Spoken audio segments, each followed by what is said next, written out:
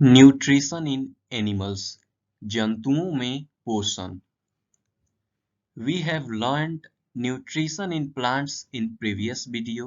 पिछले वीडियो में हमने प्लांट्स में न्यूट्रिशन यानी पोषण के विषय में पढ़ा। हमने जाना कि प्लांट्स अपना भोजन स्वयं फोटोसिंथेसिस के द्वारा ग्रहण करते हैं। आज हम एनिमल्स में न्यूट्रिशन के विषय में जानेंगे। एनिमल्स अपना भोजन प्लांट्स की तरह स्वयं न ग्रहण कर पाते हैं, इस कारण वे प्लांट्स को ग्रहण करते हैं या प्लांट्स को खाने वाले जंतुओं को खाकर न्यूट्रिशन प्राप्त करते हैं। Animal nutrition includes nutrient requirement, mode of intake of food and its utilization in the body. Animal nutrition के अंतर्गत वे पोषक तत्वों न्यूट्रिएंट्स को प्राप्त करते हैं और विभिन्न साधनों द्वारा उसे ग्रहण करते हैं और इसके पश्चात फूड का उनके बॉडी के अंदर यूटिलाइजेशन होता है। All organisms including humans require food for growth, repair and functioning of the body।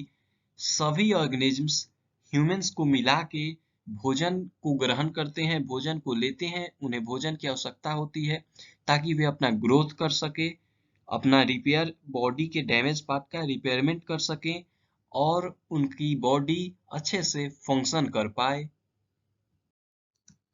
यहाँ कुछ एनिमल्स एवं उनके भोजन तथा भोजन को ग्रहण करने के साधन दिए गए हैं, आप पॉज करके देख सकते हैं। Digestion, the process of breakdown of complex components of food like carbohydrates, proteins and fats into simple absorbable substances। Digestion यानी पाचन एक ऐसा प्रोसेस है जिसमें कॉम्प्लेक्स कंपोनेंट्स यानी जटिल कंपोनेंट्स जैसे कि कार्बोहाइड्रेट्स, प्रोटीन्स और फैट्स सिंपल एब्जॉर्बेबल सब्सटेंस में ब्रेक होते हैं, टूटते हैं, जिन्हें कि शरीर अवशोषित कर उनका ऊर्जा उत्पन्न करने में प्रयोग कर सके। डाइजेशन इन ह्यूमंस, मनुष्यों में पाचन। अब हम मनुष्यों में पाचन को समझेंगे। मनुष्यों में पाचन के लिए डाइजेस्टिव सिस्टम होता है जिसे हम एक एक कर समझते हुए किस प्रकार मनुष्यों में पाचन की प्रक्रिया संपादित होती है, डाइजेशन किस प्रकार होता है, इसे हम आगे देखेंगे। The mouth and buccal cavity, मनुष्यों में डाइजेशन माउथ या बकल कैविटी से शुरू होता है। Ingestion, the process of taking food into the body, इसमें सर्वप्रथम इंगेशन की प्रक्रिया होती है जिसमें व्यक्ति भोजन को अपने मुख के अंदर ग्रहण करता है। We chew the food with teeth and mix saliva with tongue। हम अपने वक्कल कैविटी के अंदर भोजन को दांतों से चबाते हैं तथा अपने जिह्वा से सलाइवा को मिक्स करते हैं। Food is broken down mechanically into small pieces, और यहाँ पे भोजन मैकेनिकली छोटे छोटे पीसेज में टूटता है।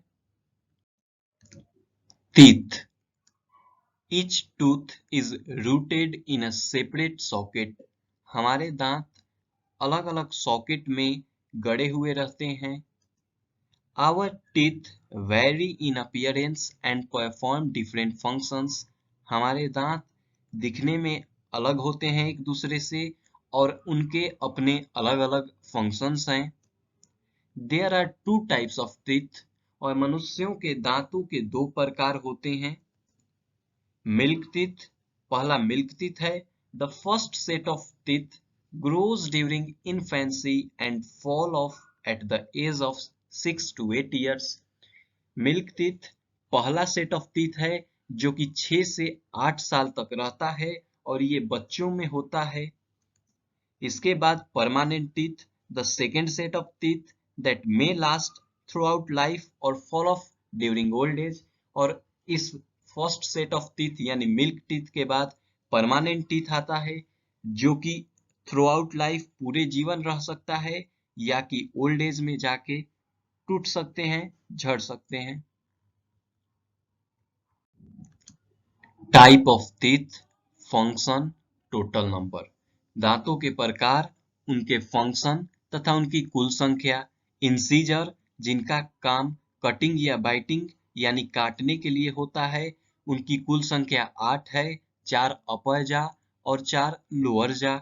अगला कनाइन है, जिसका काम पियर्सिंग या टियरिंग यानी किसी चीज को फाड़ने में की जाती है। इसकी कुल संख्या 4 है, 2 अपर जा और 2 लोअर जा।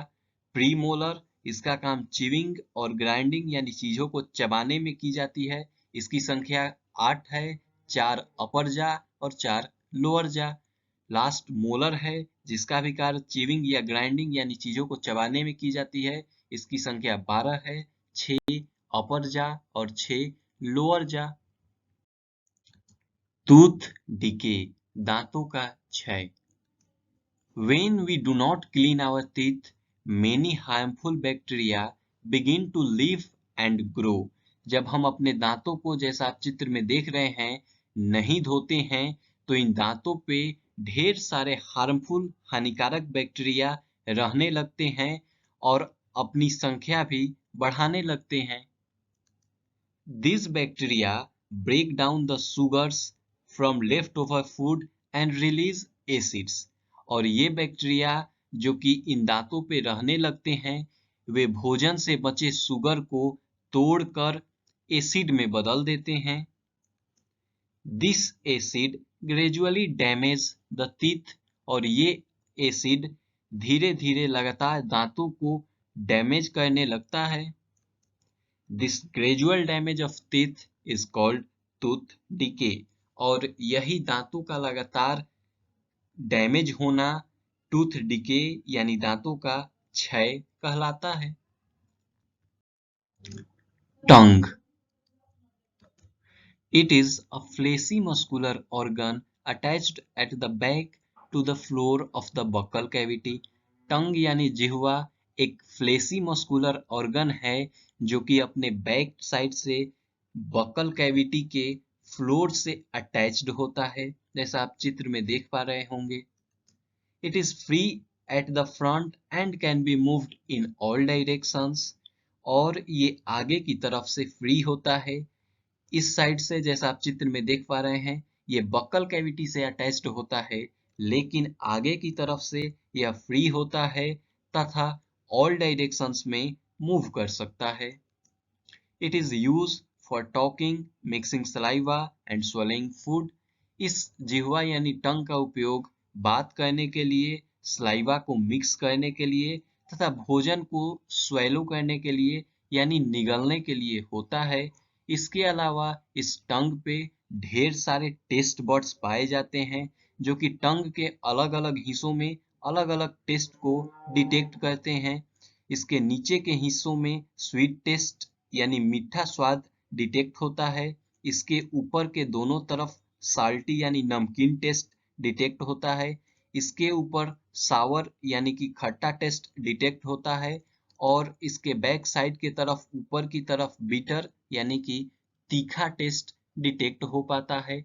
लेकिन आज के साइंटिस्ट ऐसा नहीं मानते हैं। उनके अनुसार टंग के पूरे सरफेस पे हर तरह के टेस्ट डिटेक्ट होते हैं, लेकिन इन जगहों पे, जैसा आप चित्र में भी देख पा रहे हैं, अलग अलग टेस्ट अलग अलग मात्रा में डिटेक्ट होते हैं, जिस कारण ऐसा भ्रम पाया जाता है कि इन क्षेत्रों में ही इस तरह के टेस्ट यानी मीठा टेस्ट केवल लोअर साइड में, बीटर टेस्ट केवल अपर साइड में डिटेक्ट होता है, लेकिन ऐसी बात नहीं है। द फूड पाइप और oesophagus. The swallowed food passes into the food pipe। और जैसा अभी हमने देखा था कि हम इंगेशन के द्वारा भोजन को ग्रहण करते हैं और ये भोजन ग्रहण करने के बाद ओसोफेगस, जिसे कि फूड पाइप भी कहा जाता है, के अंदर प्रवेश करता है। The oesophagus runs along the neck and chest. ये नेक और चेस्ट से होते हुए आगे बढ़ता है। Food is pushed down by peristalsis movement of wall of the food pipe। और इसमें यानी कि ओसोफेगस में भोजन पेरिस्टालसिस मूवमेंट के द्वारा नीचे की तरफ आता है। This movement takes place throughout the alimentary canal and pushes the food downwards. और ये पेरिस्टालसिस मूवमेंट केवल ओसोफेगस ही नहीं, आगे हम जितने भी एलिमेंट्री कैनाल के ऑर्गन देखेंगे उन सबके अंदर होता है और इसी के द्वारा भोजन नीचे की तरफ जाता है। और यदि हम उल्टे होके भी भोजन ग्रहण करते हैं, इसके बावजूद भी भोजन नीचे की तरफ जाता है। The stomach, it is a flattened J shape thick walled bag. Stomach, जिसे हम अमाशय भी कहते हैं, जैसा आप चित्र में देख पा रहे हैं, यह एक फ्लैटेंड जे आकार का बैगनुमा आकृति है।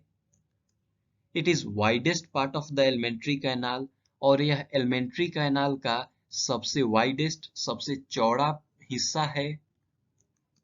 It receives food from food pipe and opens into a small intestine। जैसा आप चित्र में देख पा रहे हैं, यह फूड पाइप यानी ओसोफेगस से भोजन को प्राप्त करता है और फिर आगे चलकर स्मॉल इंटेस्टाइन में भेज देता है। The inner lining of the stomach secrets, stomach का इनर लाइनिंग यानी आंतरिक परत कुछ चीजों को सेक्रेट करता है। उसमें है म्यूकस, हाइड्रोक्लोरिक एसिड और digestive juices. The mucus protects the lining of the stomach, और ये म्यूकस स्टोमक को यानी अमाशय के लाइनिंग को यानी परत को बचाता है हाइड्रोक्लोरिक एसिड से। The HCl kills bacteria and makes acidic medium to help the digestive juices to act। और ये HCl यानी हाइड्रोक्लोरिक एसिड बैक्टीरिया को मारता है तथा स्टोमक में एसिडिक मीडियम तैयार करता है, जो कि मदद करता है डाइजेस्टिव जूसों को भोजन पे एक्ट करने के लिए। The digestive juices break down the proteins into simpler substances, और ये digestive juices प्रोटीन्स को साधारण सब्सटेंसेस में, साधारण पदार्थों में तोड़ता है। The small intestine, it is highly coiled and is about 7.5 metre long।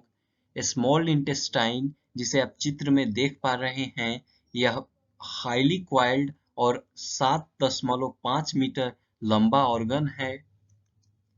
Beside its own secretions, it receives secretions from, ये खुद के अपने secretions के अलावा दूसरे ऑर्गन से भी secretions को प्राप्त करता है, और जिन अंगों से यह स्मॉल इंटेस्टाइन secretion प्राप्त करता है वे हैं the liver and the pancreas। The liver, the liver is a reddish brown gland situated in the upper right part of the abdomen। जैसा आप चित्र में देख पा रहे हैं, लीवर, जिसे हम यकृत भी कहते हैं, यह रेडिश ब्राउन कलर का ग्लैंड है जो कि एब्डोमन में अपर राइट हिस्से में सिचुएटेड है। It is the largest gland of the body, और यह लीवर शरीर का सबसे बड़ा ग्लैंड है। It secretes bile juice that is stored in the sac called gallbladder। और यह लीवर बाइल जूस को सिक्रेट करता है, और जैसा आप चित्र में देख पा रहे हैं, और यह बाइल जूस गॉल ब्लैडर में स्टोर रहता है। The bile play an important role in the digestion of fats। और ये बाइल जूस फैट के डाइजेशन में महत्वपूर्ण रोल प्ले करता है। The pancreas, the pancreas is a cream-colored gland located just below the stomach। जैसा आप चित्र में देख पा रहे हैं, पैनक्रियाज एक क्रीम कलर का ग्लैंड होता है जो कि स्टोमक के जस्ट नीचे पाया जाता है।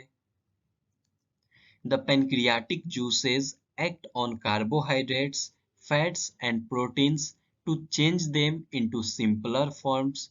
और इस पैनक्रियाज से निकलने वाले पैनक्रियाटिक जूसेस कार्बोहाइड्रेट्स, फैट्स और प्रोटीन्स पे वर्क करते हैं और उन्हें सिंपलर फॉर्म में बदलते हैं। The partially digested food reaches the lower part of the small intestine और अब तक partially digested अर्धपाचित भोजन स्मॉल इंटेस्टाइन के लोअर पार्ट में निचले हिस्से में प्रवेश करता है। The intestinal juice completes the digestion of all components of food और यहाँ पे इंटेस्टाइन से रिलीज होने वाला इंटेस्टाइनल जूस भोजन के सभी संगठकों को, सभी कंपोनेंट्स को पूर्ण रूप से पाचित करता है और कार्बोहाइड्रेट्स ग्लूकोज में बदलता है, फैट्स फैटी एसिड्स और ग्लिसरॉल में बदलता है तथा प्रोटीन एमिनो एसिड्स में बदलता है। Absorption: the movement of digested food molecules through the walls of the intestine into blood vessels। Absorption जिसे हम अवशोषण कहते हैं, एक ऐसी प्रक्रिया है जिसमें digested food molecules small intestine के वाल से होते हुए ब्लड वेजल्स में प्रवेश करते हैं।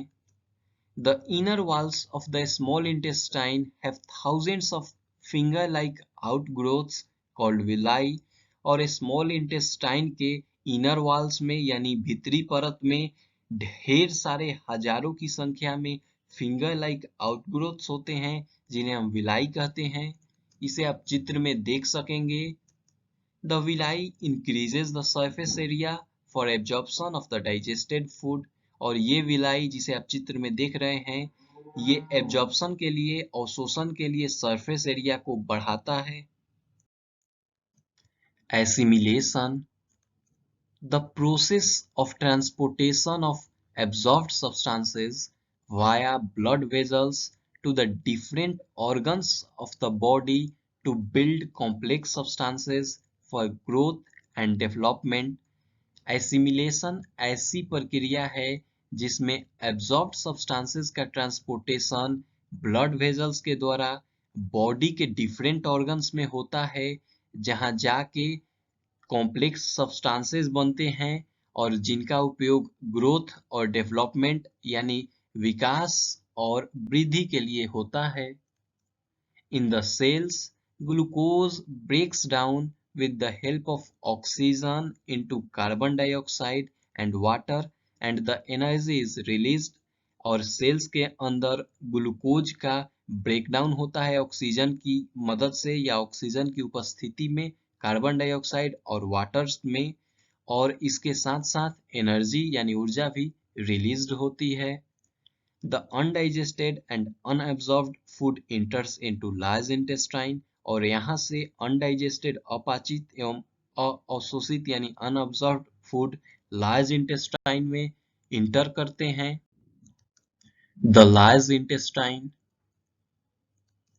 The large intestine is wider and shorter than a small intestine and is 1.5 metre in length।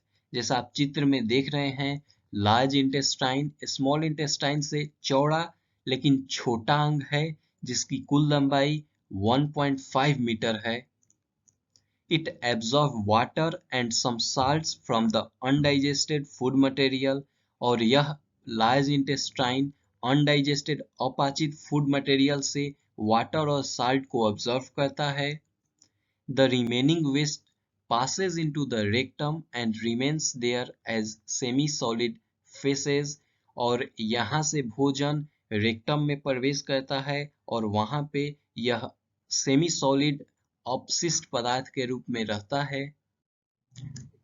Egation: the process of removal of the fecal matter through the anus from time to time। ईगेशन ऐसा process है जिसमें फैकल matter अपशिष्ट पदार्थ का time to time anus द्वारा removal होता है। इसे आप चित्र में देख पा रहे होंगे। डायरिया: डायरिया एक डिजीज है। The frequent passing of watery stool यानी डायरिया में वाटरी स्टूल का फ्रीक्वेंट लगातार पासिंग होता है। It may be caused by an infection, food poisoning और इंडाइजेशन डायरिया के ढेर सारे होने के कारण हो सकते हैं, जिनमें इन्फेक्शन है, फूड पॉइजनिंग है यानी भोजन का जहरीला होना, और इंडाइजेशन यानी अपाचन। The ORS, that is oral rehydration solution, is given in this case, और इस केस में प्राइमरी मेडिसिन के रूप में ORS, जिसमें शुगर और साल्ट और वाटर होता है, को दिया जाता है। डाइजेशन इन ग्रास ईटिंग एनिमल्स, घास खाने वाले जंतुओं में डाइजेशन यानी पाचन। These animals quickly swallow the grass and store it in a part of the stomach called rumen। और जैसा आप चित्र में देख रहे हैं, ये एनिमल्स जो कि घास खाते हैं, वे घास को जल्दी से ही स्वैलो कर लेते हैं, निगल लेते हैं और अपने स्टोमक के एक हिस्से, जैसा आप चित्र में देख पा रहे हैं, रूमेन में स्टोर कर लेते हैं। The food gets partially digested and is called cud। और यहाँ र्यूमेन में फूड का अर्धपाचन होता है और यह भोजन कड कहलाता है। But later the cud returns to the mouth in small lumps। और आगे चलकर ये कड फिर से इन जंतुओं के मुख के अंदर आता है, जिसे स्मॉल लम्प्स में यानी छोटी मात्रा में ये पुनः प्राप्त करते हैं। Rumination, the process of chewing of returned small lumps of cud। मुंह के अंदर आए हुए कड का चबाना ही rumination कहलाता है। And these animals are called ruminants। और जो rumination प्रक्रिया को संपादित करते हैं या करते हैं, वैसे जानवर ruminants कहलाते हैं। The grass is rich in cellulose, a type of carbohydrate। घास सेलुलोज से परिपूर्ण होता है, जो कि एक तरह का कार्बोहाइड्रेट है। इन ruminants like cattle and deer, bacteria present in rumen helps in digestion of cellulose। कैटिल जिसमें कि गाय भैंस आते हैं और डियर जो कि हिरन है, जैसे ruminants में सेलुलोज का पाचन र्यूमेन में उपस्थित बैक्टीरिया के द्वारा होता है। इन ruminants like horse and rabbit, bacteria present in caecum help in digestion of cellulose। और हॉर्स घोड़े और खरगोश जैसे ruminants में उनके कैकम में उपस्थित बैक्टीरिया सेलुलोज का डाइजेशन करते हैं।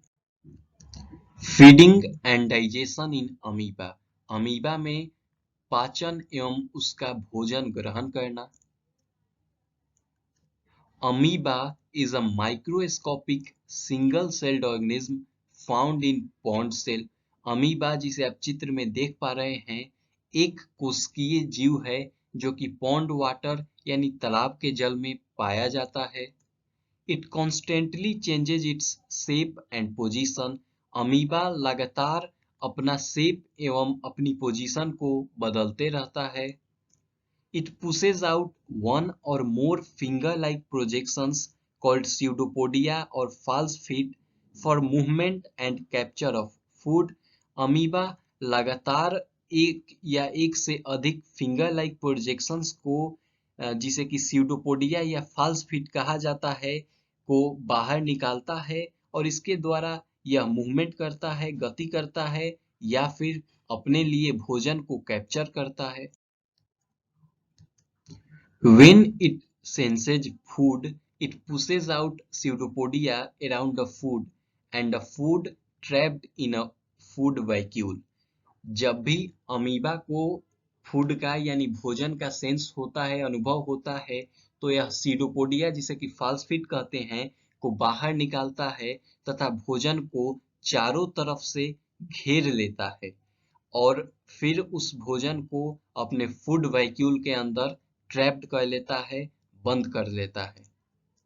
Digestive juices act on food and breaks it down into simpler substances। और इस फूड वैक्यूल के अंदर डाइजेस्टिव जूसेस वर्क करते हैं और उस ऑर्गेनिज्म को या जिसे भी वह फूड के रूप में पकड़े हुए रहता है, उसे सिंपल सब्सटेंसेस में तोड़ते हैं। The digested food is absorbed and is used for growth, maintenance and multiplication।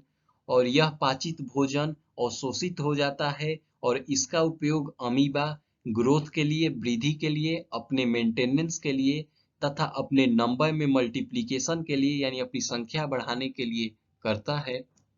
The undigested food is expelled outside by the vacuole। और वैक्यूल के द्वारा अनडाइजेस्टेड अपाचित भोजन बाहर निकल जाता है।